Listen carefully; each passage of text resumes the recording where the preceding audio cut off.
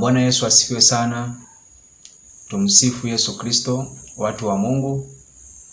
Leo nimewaletea habari ambazo si nzuri sana, lakini pia sio mbaya sana kwa wapendwa wote ambao mnatazama video hii hapa. Na nimeweza kuja mbele yenu pia kwa ajili ya kuweza kuongea na nyinyi nyote ambao mnatazama video hii hapa. Niseme tu kwamba Mungu awabariki sana.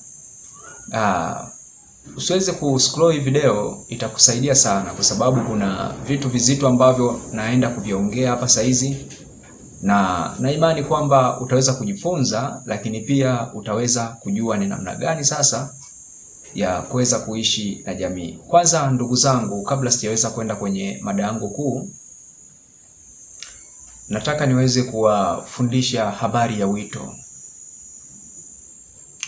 Siku zote wanakwambia usikatae wito, ila kataa neno. Unaelewa maana yake? Maana yake ni kwamba ukiona mtu anakuita, usikatae kutokwenda, nenda, kwa sababu sisi binadamu tupo katika mifumo ya tofauti sana. Wewe kwa upande wako unaweza ukawa unawaza katika mawazo negative. Huyu mtu ananiita, ananiitia hiki. Kumbe kuna mtu mwingine anakuita kwa ajili ya kitu kingine kabisa. Kwa hiyo unaambiwa siku zote usikatae wito, ila kataa neno.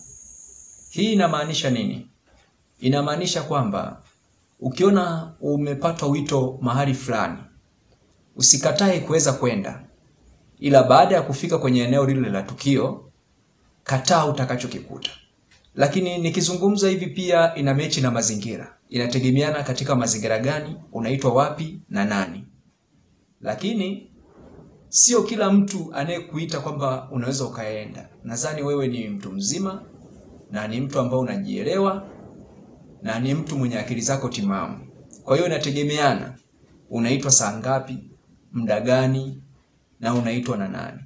Sasa hii usikatae wito, kataa neno. Lengo lake ni kwamba, kwa mfano kama umepata wito, upo katika mazingira ambayo sio mazuri, usiukatae wito. Wewe unaweza tu ukatafuta namna aidha ya kuongea nao, labda bwana, kwa saizi labda niko busy kidogo, naomba pengine kesho muda fulani naomba nihudhurie hapo. Ukifanya hivyo, kwa sababu sisi sote ni binadamu, kila kitu kinakuwa kinazungumzika. Sasa watu wengi huwa hawajui kwamba ukipata wito mahali fulani unatakiwa kujifunza kuwa ni mnyenyekevu, kuwa ni mtu mwenye hekima, kwa sababu mtu anayekuita, kumbuka, naye pia ni mwanadamu kama wewe. Bahati mbaya sisi binadamu kuna wakati mwingine huwa tunajisahau. Yaani unakuta najiona mimi ni special zaidi kuliko mtu mwingine. Kumbe hivyo haitakiwi. Mungu ametuumba sisi wote binadamu ni sawa. Wote tunaishi vile vile kama wanavyoishi watu wengine. Tunachotofautiana sisi hapa duniani pengine ni vipato na karama tofauti. Lakini sisi binadamu wote ni sawa, na ndio maana hata ilikuja haki sawa kwa mwanamke na mwanaume. Kwa sababu sisi wote ni sawa, sisi wote tunaishi sawa, sisi wote ni sawa. Yaani tofauti ni vitu vidogo sana, aidha labda ni jinsia, kwamba huyu ana jinsia ya kiume, huyu ana jinsia ya kike, lakini sisi wote ni sawa. Kwa hiyo nataka niweze kuwafundisha hili neno.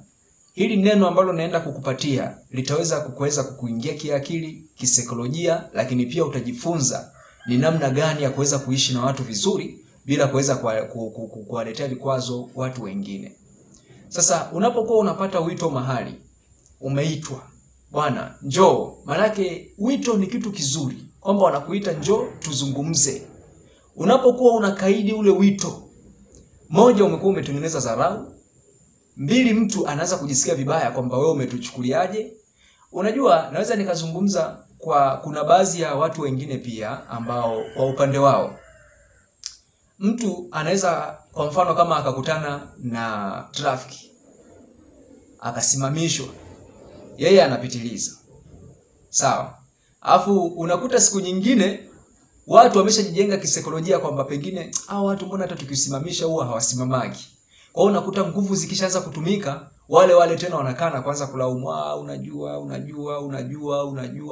utamwezi hadi kumwezi.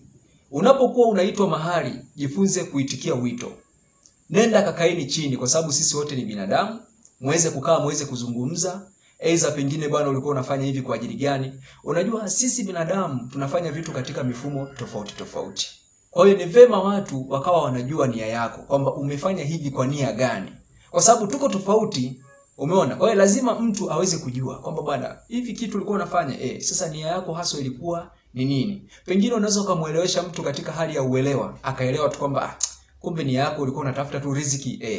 Wewe mimi nia yangu nilifanya hivi kwa ajili ya hiki. Basi mnaongea yanaisha tu kiustaarabu.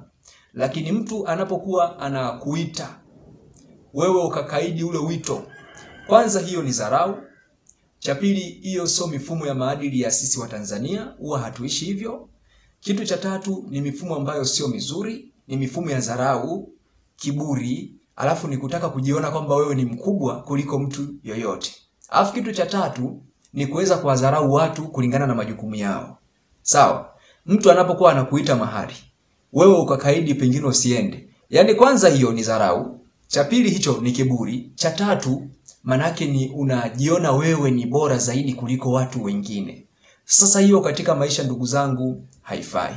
Kwa hiyo neno ambalo nimeweza kwenda kuwafundisha kwa siku ya leo ni neno zuri sana. Ukiweza kukaa na kuweza kutafakari kwa kina, utaweza kujifunza kitu fulani katika neno hili hapa. Lakini pia niweze kuambia ndugu zangu, sisi binadamu wote ni wapitaji katika hii dunia. Tujitahidi sana kutafuta riziki, lakini tuwe tunajitahidi kuwa na moyo mwepesi. Unaambiwa kazi na utu. Kwa hiyo tujitahidini sana kuweza kuwa na mioyo mepesi kwa ajili ya kuweza kuwasaidia ndugu zetu, ndugu jamaa na marafiki. Maana yake sisi binadamu wote ni wasawa. Watu ambao wanakuwa hapo kwenye matatizo, jitahidi tu tunatoa. Lakini pia tujitahidi kuwa ni watu ambao pia tunawasaidia wenzetu. Lakini pia na wewe unapokuwa unashikwa mkono na mtu kwa ajili ya watu wanakuja kukuletea mkono na kugusa, Mungu anapokuinua na wewe pia unatakiwa uweze kuwa na roho ya kuweza kwenda kuwagusa watu wengine. Nikizungumza hivyo ni kwamba ninachotafuta hapo ni upendo. Tunda la upendo, kwamba tujifunzeni kuishi maisha ya upendo, tupendane, tuwe ni kitu kimoja, tuambizane mambo mazuri, tuishi kama ndugu, tuishi kama familia, tusianze kutengana kwa makabila, kwa matabaka, tuanze kutengana kwa kusema kwamba mimi wewe sio mtoto wangu. Hiyo sio vizuri. Na ndio maana hata kuna yule msanii aliimba, mtoto wa mwenzio muone kama mtoto wako. Hiyo ni nzuri sana. Tupo watu ambao tumezaliwa lakini hatukupata nafasi ya kulelewa na wazazi, lakini wapo watu wema ambao walitushika mkono, wakatusaidia kutukuza, wakatupa na akili ya kuweza kujua kwamba hiki usifanye, hiki fanya. Mpaka sasa hivi tumekuwa ni watu ambao tunajitegemea. Sasa wale watu ambao wengine waliweza kutusaidia, kuna wengine hatupo nao tena duniani. Unashindwa hata namna ya kuweza kurudisha fadhila, kwamba jamani mimi ulinisaidia, lakini hata fadhila kuzirudisha kule inakuwa inashindikana kwa sababu hayupo tena, Mungu aliweza kumchukua. Kwa hiyo fadhila hizo ambazo ulitakiwa uweze kuzirudisha kule uliposaidiwa, basi unatakiwa na wewe pia unapokutana na watu wenye mahitaji uwe kidogo na mkono mwepesi wa kuweza kukaa na kuweza kutoa. Mimi nataka nikufundishe hekima ya neno la Mungu, na ukiweza kufanya hivi utaanza kuiona nuru katika maisha yako ya Mungu akishuka mzima kwako, na kuna baadhi ya vitu utaanza kujikuta vinabadilika katika maisha yako. Kwa hiyo tujitahidini sana kuwa na moyo wa upendo, tupendane, tuwe ni kitu kimoja. Unapomwona mwenzako ana shida au matatizo, usitumie shida yake kama ni sehemu ya kumbamiza nayo kwa ajili ya kujinufaisha wewe. Usifanye hivyo mwanangu, sio jambo zuri. Ni vema ukamtatulia mtu kwanza shida yake, baada hapo ukakaa naye chini mkazungumza mambo mengine. Bwana, ni kweli mimi nimekutatulia hii shida, lakini niliamua kukusaidia kwanza, niache kwanza matatizo yako yaondoke. Baada hapo nimekuita wewe ukiwa sasa mzima, sasa tuzungumze mambo mengine. Na hata kama mkizungumza akikataa pia usilazimishe mwanangu. Kwa hiyo mimi nataka niwafundishe hekima itakayofanya wewe uweze kuishi kwa muda mrefu hapa duniani. Na kitu kingine pia ni kutokuwa na tamaa. Tamaa sio nzuri katika maisha. Tunatakiwa usiwe na tamaa, kwa sababu hata ukiwa na tamaa huwezi kupata hicho kitu ambacho unakihitaji. Ila kama wakati wako kupata hicho kitu unachokihitaji ukifika, una uwezo kukipata tu. Umeona? Kwa hiyo tamaa kwenye maisha sio nzuri. Sasa tukisoma Biblia yangu kidogo nimeweka pembeni hapo.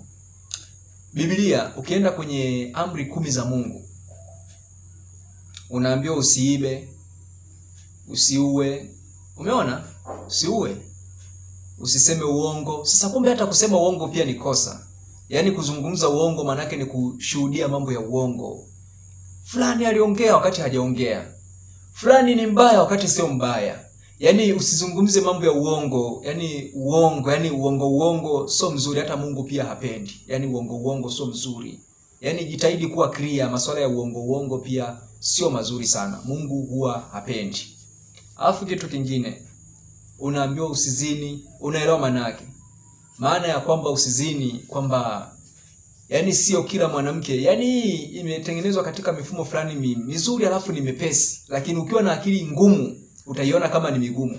Lengo la kukwambia usizini, hii inamaanisha ya kwamba nataka nikufundishe hapa kwenye usizini. Hii inamaanisha ya kwamba kama umempenda mwanamke, ongea naye vizuri, kaongea na wazazi wake, baada hapo mkishakubaliana, mchukue mweke ndani, muendelee kukaa pamoja. Ndio iko hivyo tu. Yaani watu wengi huwa hamjui nini maana ya ndoa. Ndoa sio ile si magari yamepangana si 20, 40, si mnaenda huku mnasumbua watu, mnafunga barabara. Ile ni sherehe ya ndoa, sio ndoa. Lakini ndoa halisi ni ile ya wewe pamoja na huyo mwenzako, mkishakubaliana, ukishaenda kwao mkaongea mkaelewana. Tayari mpaka hapo hiyo ni ndoa. Lakini haya mambo mengine sio ya magari yamepangana, sio tumekula mabwabwa, makuku, sio manyama. Hiyo ni sherehe tu ya kusherekea ndoa. Lakini ndoa ni wewe na mwenzako mkishakubaliana, hiyo tayari ni ndoa. Ambayo sasa mmesharidhia kuishi wote wawili, hiyo ni ndoa tayari. Umeenda kwa wazazi wake mmekubaliana, bwana mwanangu basi sisi tuko tayari muishi hivyo wote. Tayari hiyo ni ndoa. Umeona? Haya mambo mengine si ya sherehe, manyama, makuku, majuisi, magari ya kifahari, hizo sasa ni sherehe tu ambayo na zenyewe sio mbaya. Maana yake ni kusherekea tu. Kwamba bwana mnasherekea siku yenu kwamba ya ndoa, yaani kwamba ni kama sherehe, yaani hiyo ni kama sherehe. Nadhani mmenielewa. Kwa hiyo kuna mambo mengi sana ambayo natamani niweze kukaa na kuweza kuwafundisha ndugu zangu.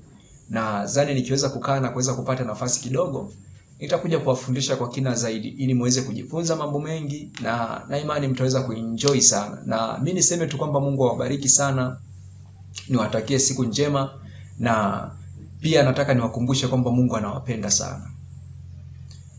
Nimepata neno, neema tu imenishuka neno, nikajikuta tu yaani kuna vitu vinanijia tu kichwani waambia mimi nawapenda sana. Kwa hiyo Mungu anawapenda sana na sio kwamba amekusahau. Na hayo matatizo unayoyapitia wewe, ni wewe tu. Ukiona Mungu amekuachia tatizo unapita nalo, ujue ameshaona una uwezo wa kulitatua. Sasa hayo matatizo yako unayopitia usifikiri kwamba Mungu hayupo. Mungu yupo na anakupenda sana na amekuachia hayo matatizo kwa sababu anajua una uwezo ya kuyaondoa. Kwa hiyo hayo matatizo yako tuliza akili vizuri, una uwezo wa kuyaondoa bila shaka. Ukiona jambo Mungu amekuachia, ujue Mungu ameshaona una uwezo wa kulitatua. Ndio jinsi alivyo. Kwa hiyo mimi niwaambie tu kwamba Mungu anawapenda sana ndugu zangu na niwatakie siku njema. Ila tu mkae mkijua kwamba Mungu anawapenda sana. Nyinyi ni watu wema kabisa. Amen.